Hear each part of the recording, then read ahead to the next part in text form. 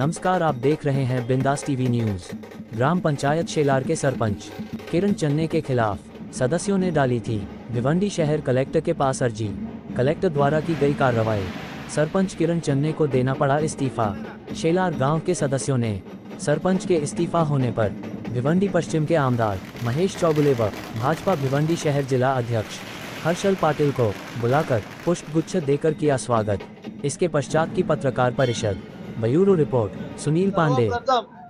शेलार गावचे जे 10 सदस्य आहेत ज्यांनी अन्यायाविरुद्ध लढा दिला आणि या मोठ्या लढ्यामध्ये एवढं त्यांनी लढ्यामध्ये हे करताना त्यांनी हा विजय मिळवलेला आहे। त्याकरता मी सगळ्यात प्रथम या 10 सदस्यांचं मी अभिनंदन करतो मनापासून। भारतरत्न डॉक्टर बाबासाहेब आंबेडकर यांनी जे संविधान लिहिलं, या संविधानाच्या तरतुदीनुसारच हा विजय त्यांनी मिळवलेला हे सगळ्यात महत्वाचं। जे लोक या संविधानाचा गैरवापर करत होते आणि या संविधानाचा गैरवापर करून राजकारण करत होते, त्यांना ही त्यांच्याच माध्यमातून ही अद्दल घडवलेली आहे असं मत माझं आहे आणि म्हणून त्याकरता देखील त्यांचं अभिनंदन करतो। हा नेमका विजय कोणाचा आहे हेच मी सांगतो। परिवर्तन या नावाने लोकांकडून मतं मागायची, लोकांची दिशाभूल करायची आणि परिवर्तन पाहिजे असे लोकांसमोर जाऊन मतं मागून खोटे प्रचार करून निवडून यायचं। तर आज आपल्याला खऱ्या अर्थानं परिवर्तन या शेलार गाव पंचायतीच्या माध्यमातून, या मेंबरच्या माध्यमातून झालेला आहे। कारण आज एवढा 3 वर्ष त्रास सहन करावा लागत होता।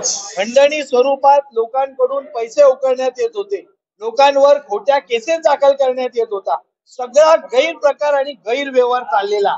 त्यामुळे म्हणून मी सातत्याने म्हणतो की आज कायद्याचा खरा विजय झालेला आहे आणि ही लढाई या सगळ्यांनी कायदेशीर मार्गाने लढलेली आहे। कुठल्याही दबावाखाली न येता, कुठल्याही दंडेशाहीला न घाबरता ही लढाई त्यांनी केलेली आहे। म्हणून खऱ्या अर्थानं आज या सगळ्यांनी, या शेलार गावकऱ्यांनी एकत्र येऊन चांगल्या करता हे परिवर्तन घडवलेले आहे। त्यामुळे या सगळ्यांकरता खूप खूप त्यांचं अभिनंदन आणि टाळ्या झाल्या पाहिजे। बघा, कायद्यामध्ये आम्ही एक तरतूद आहे।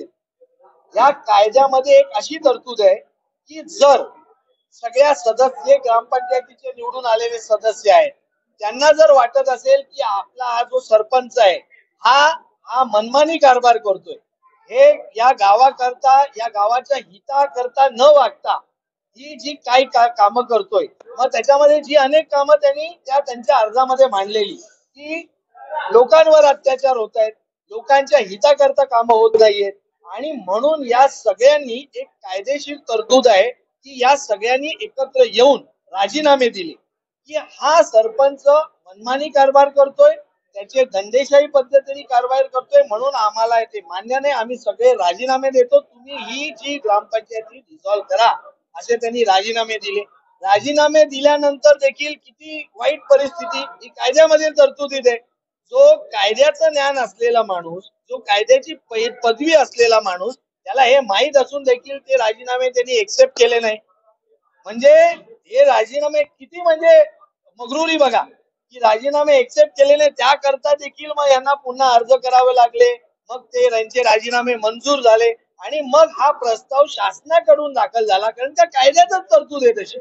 आणि त्या कायदेशीर तरतुदीमध्ये असं आहे की जर बहुतांश मेंबरनी जर राजीनामे दिले तर पूर्ण बॉडी डिसॉल्व्ह होते। त्यामुळे पूर्ण कायदेशीर प्रक्रियाचं पालन करून, म्हणून म्हणतोय संविधानाच्या नावावर खोटेपणा करून जे मतं मागत होते ना, त्यांनाच या संविधानानेच अद्दल घडवलेली आणि म्हणून हे त्यांचं ही प्रक्रिया पूर्ण होऊन आज एक निर्णय चांगला आलेला आहे। हा लोकहिताचा निर्णय आहे, लोकांच्या या विजयाचा निर्णय आणि शेलारकरांच्या विजयाचा हा निर्णय झालेला आहे। आणि आज ही जी दंडेशाही चाललेली, ही ग्रामपंचायत जे चालवत होते, ही बरखास्त झालेली आहे आणि म्हणून हा मी म्हणेन संविधानाचा विजय आणि कायद्याचा विजय। न्यायच दिलेला आहे, ही न्यायाची प्रक्रिया पुरी करून हा न्याय मिळवलेला आहे। कुठल्याही प्रकारे दबावाखाली कुठल्या न येता जे चाललेलं ते तसं नाहीये। पूर्ण पहिल्या दिवसापासून शेवटच्या दिवसापासून तहसीलदार, कलेक्टर ऑफिस, जे जिल्हा परिषद किंवा कमिशनर या सगळ्यांकडे जिथे जिथे हे अर्ज गेले हे पूर्ण कायदेशीर प्रक्रियेच्या माध्यमातून हे सगळं झालेलं आहे. थँक्यू. आता ते सरकारचा निर्णय, आता प्रशासकांची नेमणूक झालेली आहे. आता सरकारांना ते जे गव्हर्नमेंटला जे 6 महिन्याच्या आत निवडणूक लावायला लागते, ही प्रक्रिया ते फॉलो करतील आणि त्याप्रमाणे योग्य निर्णय होईलच. ग्रामपंचायतीचा आणि त्यांचा निर्णय ना, ग्रामस्थांचा निर्णय. हा निर्णय अतिशय चांगला आलेला आहे आणि हा आम्हाला अपेक्षित होता. ग्रामपंचायत ऍक्ट कलम 185(1) प्रमाणे ग्रामपंचायतचे सदस्य होते, निम्म्यापेक्षा जास्त सदस्यांनी राजीनामा दिला तर बॉडी विघटन होत असते.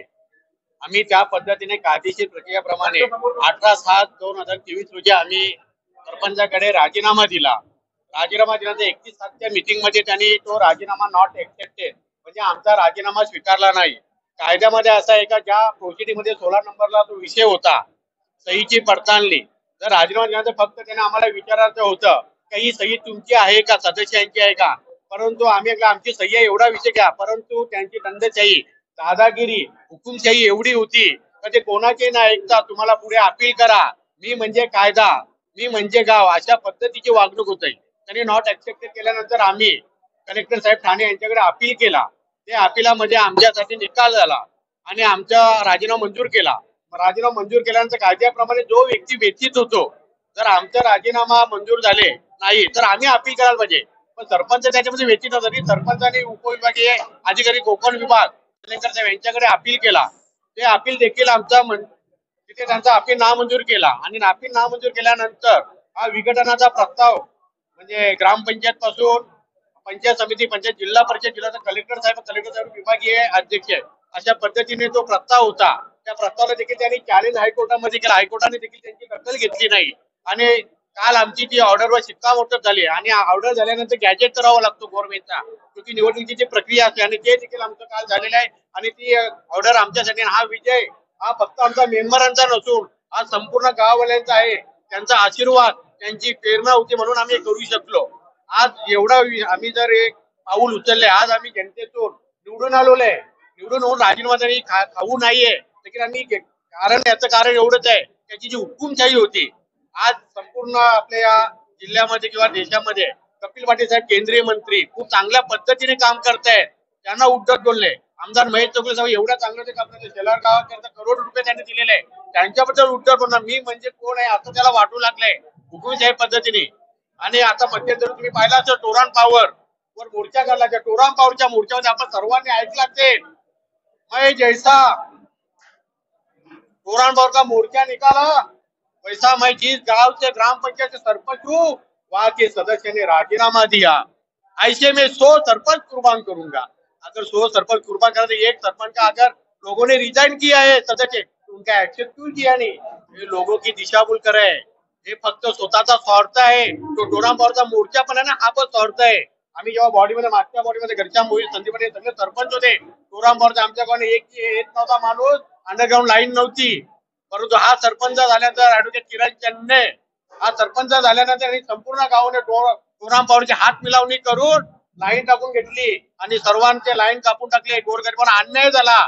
त्याचं जे खऱ्या अर्थाने हे भोग आलेलं आहे, दुसरं काही काम नाहीये. आमदारकीचं स्वप्न बघतोय. अरे ज्या गावामध्ये त्या महेश चौगले साहेबांनी एवढं काम केलेलं आहे, करोडो रुपये कामं झालेले आहे, त्यांना विरोध करतोय. आमच्या ग्राउंड करता 25 लाख रुपये महेश चौगले साहेबांनी दिले. देखभाल दुरुस्तीचा दाखला लागतो, तो दाखला देत नाही, तो काम करून दिला नाही.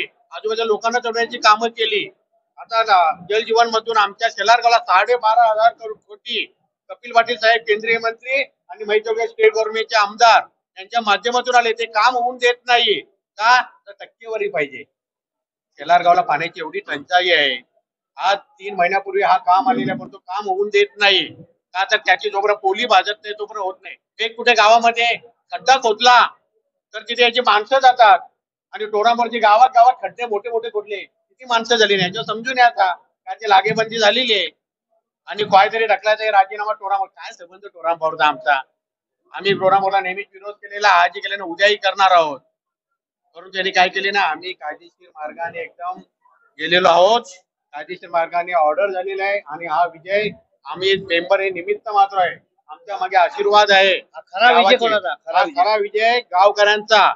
आम्हाला नेहमी सहकार्य करणारे कपिल पाटील साहेबांचा, आम्हाला नेहमी सहकार्य करणारे आमदार महेश चौगुले साहेबांचा, आम्हाला नेहमी सहकार्य करणारे आमचे ऍडव्होकेट हर्षद पाटील साहेबांचा हा खऱ्या अर्थाने हा संपूर्ण जनतेचा विजय आहे.